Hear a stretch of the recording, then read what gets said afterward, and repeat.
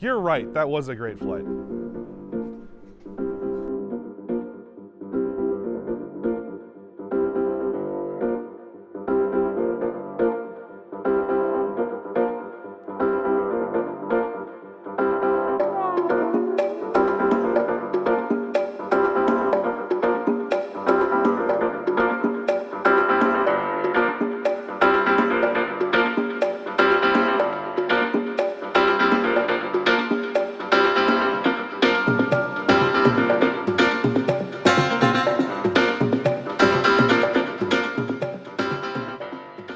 When we're trying to film in tight spaces like this cockpit here at the National Museum of the United States Air Force, whoops are really important. Cine whoops, all those things.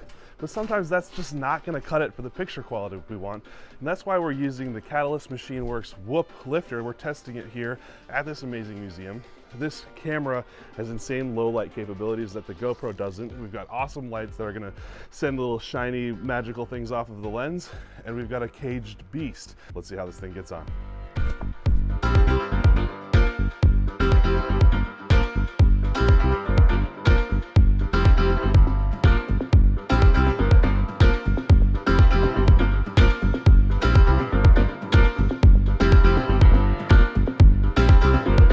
So we've set up shop here next to the F-22A, and the first step when I'm doing Cine Whoop projects like this is I want to actually go walk through the space and look for anything that's going to get in the way of the drone, right? We don't want to, take off for our first battery, hit a wire, and smash into a priceless warplane.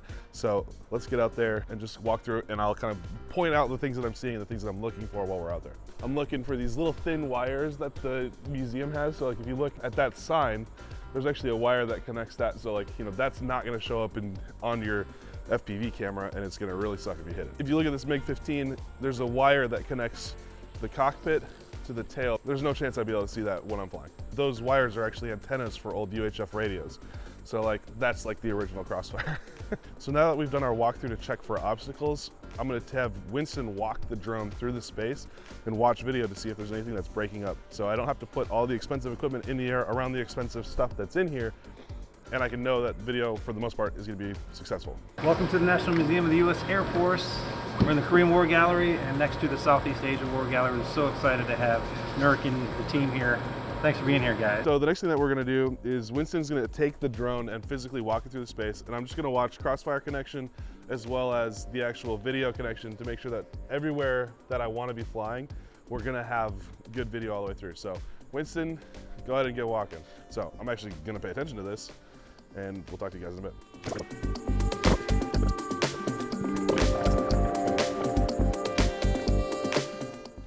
Okay, so Winston's made it all the way around the other side of the plane, and I haven't seen any kind of breakup at all. So we go ahead, and I think we're good to fly. Speeding GoPro, speeding BGH1, flight 1. Okay, we're gonna go for our first flight. We're gonna take it a little bit easier. We're gonna ramp up to finding those bigger and better Cine Whoop lines. All right, here we go.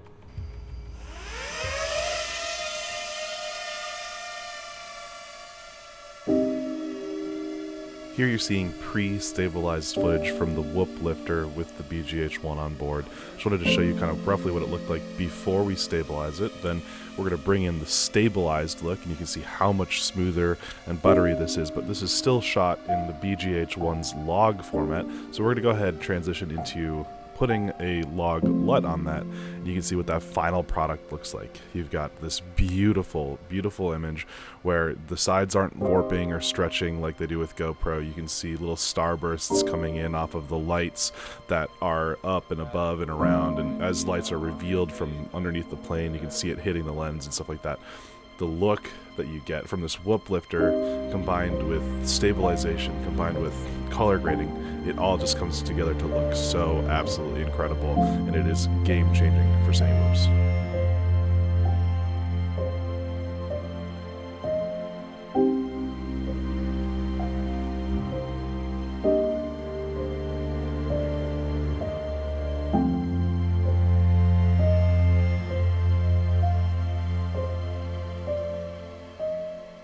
One thing that I wanted to re-emphasize was just how quickly confident I was able to be with this Cine Lifter. I felt like I was flying a Cine Whoop. It felt small. I was going for the gaps that I wanted for. I was going for small things, and it was smooth and stable. I just didn't think that a Cine Lifter, something that's carrying such a big camera and is such a big just package in the air, would fly so smooth and so confident, and that is what is continually blowing me away.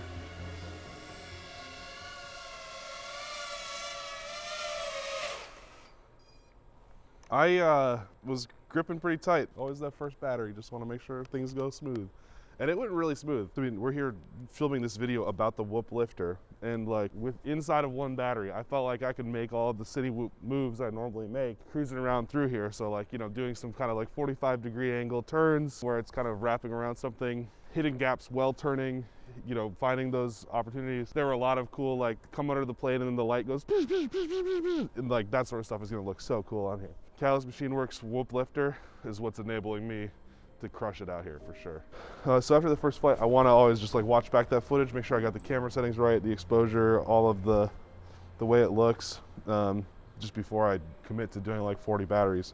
Just make sure everything looks good here early. We show these planes in a new light. That is incredible. I'm gonna go for one more over here, maybe two more. Continue to refine those lines, find those big opportunities for using this rig here, and then we're gonna be ready to move on to the other part of the museum. Matching, this is flight 2.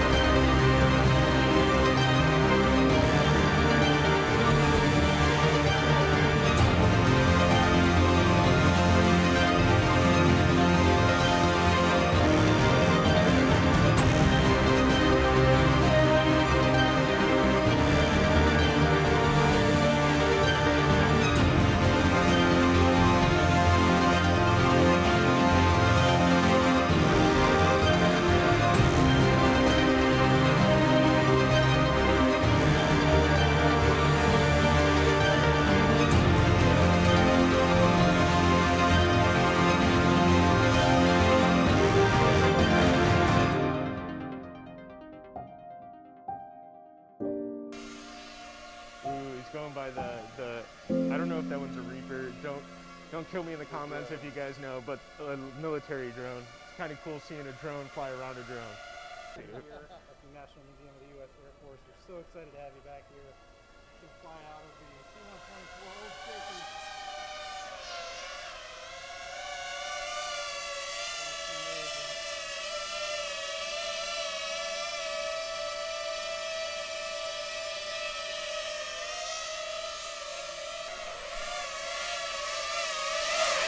So we're moving on to the Southeast Asia War Gallery, and there's a big opportunity I think here because it's dimmer. Like there's a lot of lights, but it's still a dim environment. So like when you run a GoPro, for example, you have to crank that ISO really high to get like a really good or a really usable shot. And that makes it tricky to then take that footage and use it with whatever, because it's all grainy and nasty. So what I love about being able to fly a cinema camera like the BGH1 is that it's dual native ISO, so we can run it at 1600 ISO. I can stop it down a little bit, get the little pretty flares from the lights, and still have a really good image. And that's only possible because we're flying it on a Cine Lifter or a Whoop Lifter. So that's the big reason why I wanted to pick the United States Air Force Museum as a place to test this out, because it has this kind of unique lighting challenge. But I think this tool is the perfect tool to showcase such a space as this. So all the checks that we did over in this Korean War Gallery, we've done over here, and now we're ready to fly.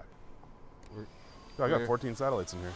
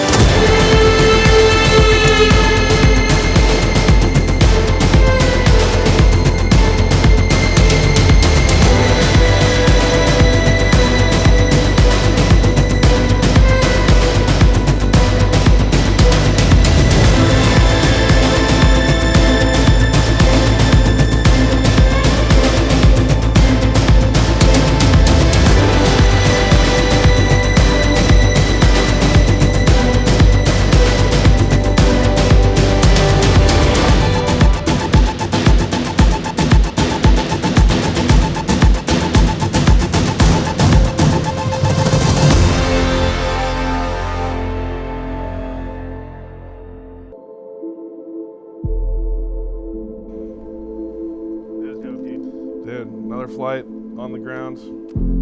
Feels good, man.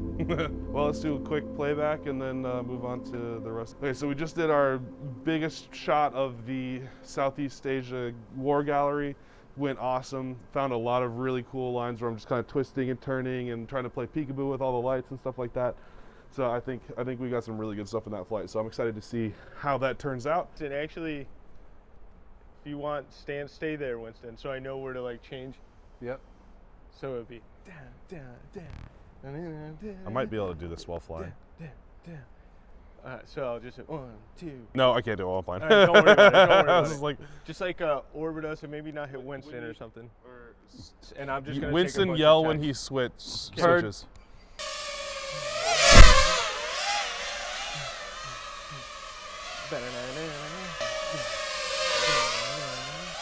I'll just hover it this time.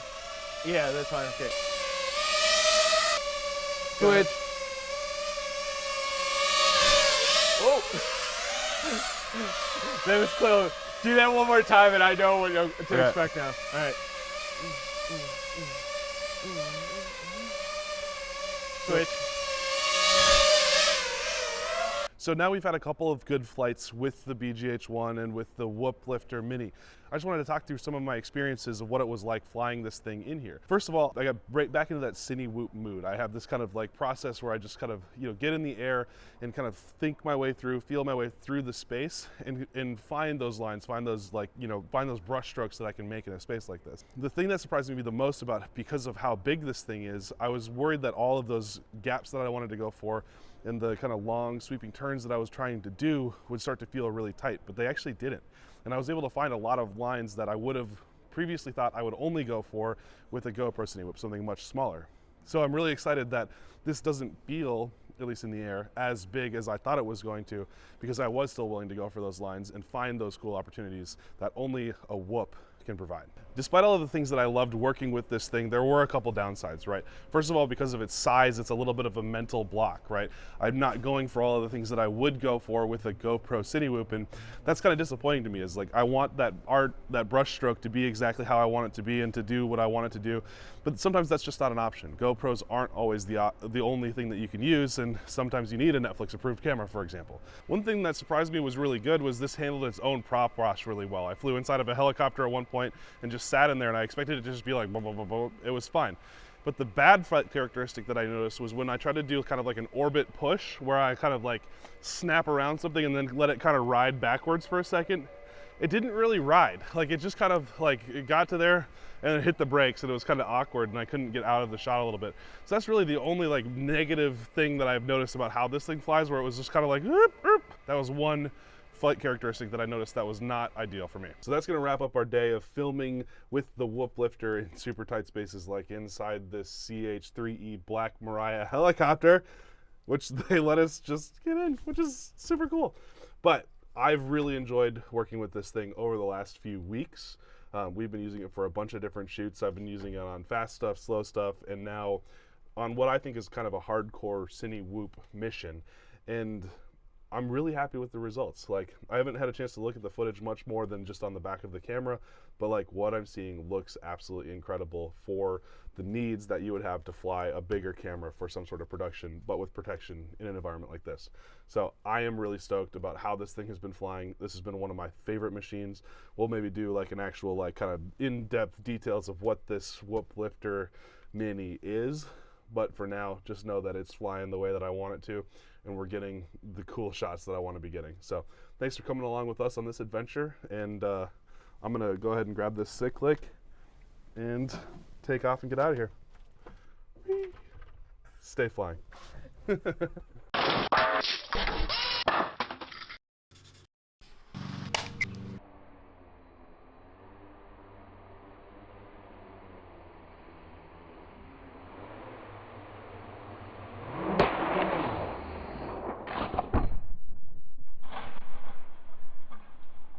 I'm stuck in here forever. Okay, all right. Let's get the lifter out of the way.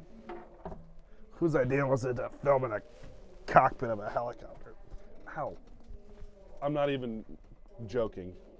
Like, I'm not trying to exaggerate this at all. That made it look easy. I'm too tall. I'm too wide. If that doesn't earn us up, I don't know what you're doing.